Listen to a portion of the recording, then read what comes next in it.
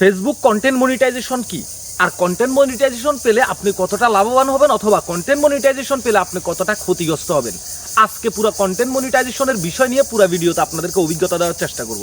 এই content monetization নিয়ে আমি প্রচুর রিসার্চ করেছি এবং সম্পূর্ণ অভিজ্ঞতা অর্জন করে আপনাদের মাঝে আজকে শেয়ার করছি। ভিডিওটা কেউ স্কিপ করবেন না, পারলে শেয়ার করবেন। প্রত্যেক কন্টেন্ট ক্রিয়েটরের এই ভিডিওটা আজকে দেখা দরকার, কারণ কন্টেন্ট মনিটাইজেশন পেয়ে অনেকজনে ভাবতেছে সোনার হরিণ পেয়ে গেছে, কিন্তু না। কন্টেন্ট মনিটাইজেশন পাওয়ার পরে মনে করেন যে আপনার কপালে কুড়ালের আঘাত লেগেছে। আমি সর্বপ্রথমত কন্টেন্ট মনিটাইজেশনের খারাপ দিকটা নিয়ে কথা বলবো, তার পরবর্তীতে দ্বিতীয় ধাপে কন্টেন্ট মনিটাইজেশনের ভালো দিকটা নিয়ে কথা বলবো। আসুন কন্টেন্ট মনিটাইজেশনের খারাপ দিকটা কি। কন্টেন্ট মনিটাইজেশনের খারাপ দিকটা হলো, যারা কন্টেন্ট মনিটাইজেশন পাওয়ার আগে 5 লক্ষ টাকা ইনকাম করেছেন প্রত্যেক মাসে, তারা কন্টেন্ট মনিটাইজেশন পাওয়ার পরবর্তীতে আপনি কন্টেন্ট ক্রিয়েট করে মাসে 1 লক্ষ টাকা আর্নিং করতে আপনার কষ্ট হয়ে যাবে।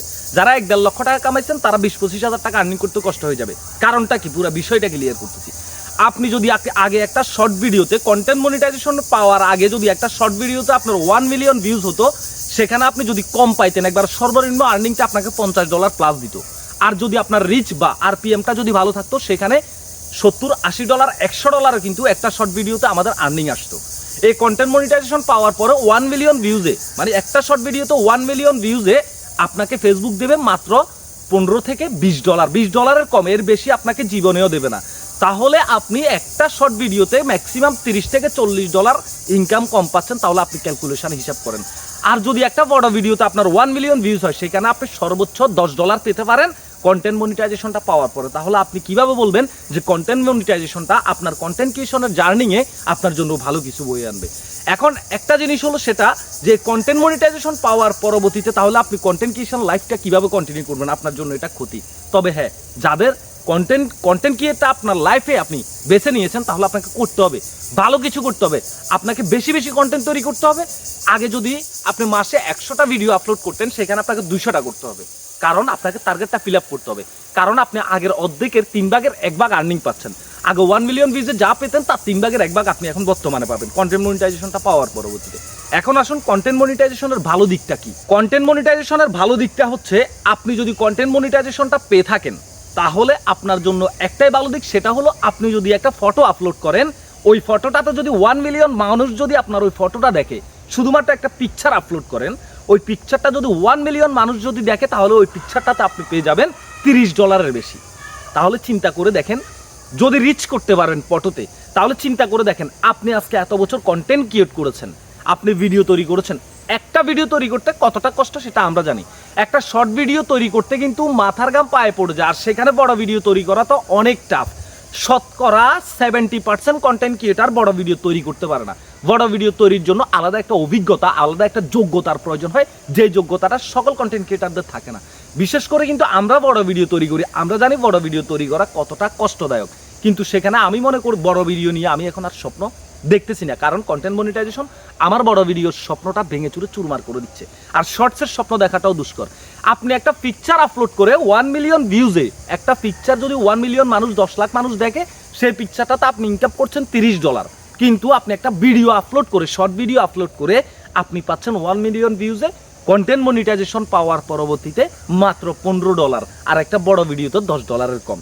তাহলে আপনি কিভাবে মনে করেন, আপনি কিভাবে চিন্তা করেন যে আপনি কন্টেন্ট মনিটাইজেশন পাওয়ার পরবর্তীতে আপনার কপাল খুলে গেছে, আপনার কপাল পুড়েছে? এই কন্টেন্ট মনিটাইজেশন কন্টেন্ট ক্রিয়েটারের জন্য অভিশাপ, কপাল পুড়েছে।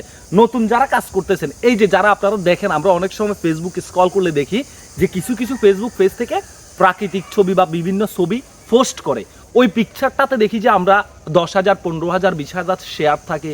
ওই ফটোটা দেখি যে 3-4 মিলিয়ন বা মানুষ শুধু ফটোটা দেখছে, রিয়াকশান থাকে 1-1.5 লক্ষ 2 লক্ষ 5 লক্ষ রিয়াকশান থাকে। সেখানে একটা ফটোর ভিউজ থাকে ম্যাক্সিমাম 3-4 মিলিয়ন। যারা শুধুমাত্র ফটো নিয়ে কাজ করেছে তারা এখন লাভবান, যারা কন্টেন্টকে ভিডিও তৈরি করেছে তারা ক্ষতিগ্রস্ত। এটা বাস্তব সত্য কথা। কন্টেন্ট মনিটাইজেশন পাওয়ার পরবর্তীতে শুধুমাত্র যারা পিকচার আপলোড করে তারাই লাভবান, যারা ভিডিও তৈরি করে তারা কোনোভাবেই লাভবান না। এটা বাস্তব সত্য কথা। যদি বাংলাদেশে যদি কোনো কন্টেন্ট মনিটাইজেশন নিয়ে রিসার্চ করে কোনো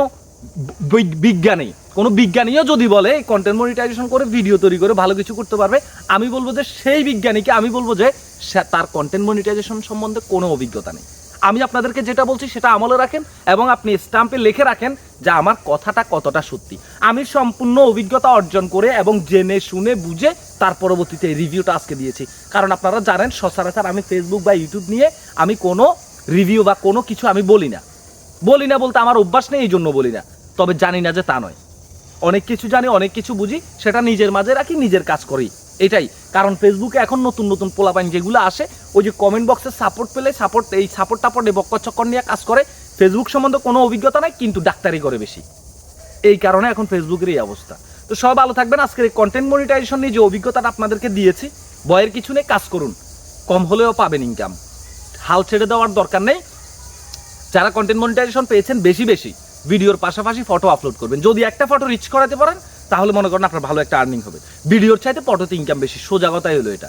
ভালো থাকুন, সুস্থ থাকুন, আল্লাহ হাফেজ।